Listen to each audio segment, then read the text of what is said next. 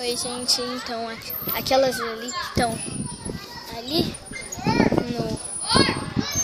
estão ali na casinha, sabe? Aquelas ali, Letícia, Raíssa e Amanda.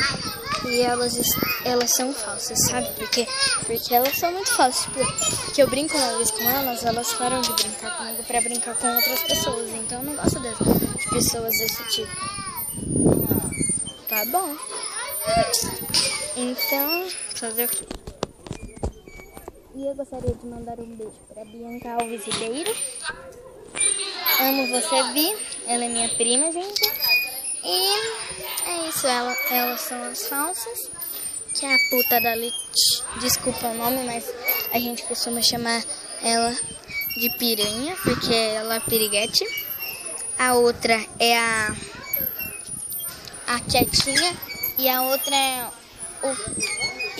é a chata da Raíssa. É Raíssa, Amanda e Letícia. Letícia, Amanda e Raíssa. Tá? E elas não têm idade pra estar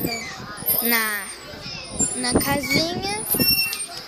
E se a gente fala pra síndica não fala nada, então por conta própria mesmo, nossa, a gente aqui fala. A gente tá criando regras pro parquinho porque ele tá ficando muito organizado, sabe?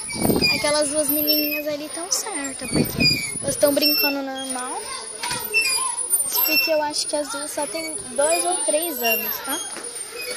Então lá, elas estão descendo. A puta, a idiota e a invejosa. A Amanda, aquela gorda ali. Falqueira. E elas são idiotas, gente. E é isso, daqui a pouco eu gravo mais um vídeo pra vocês. Tchauzinho, um beijo.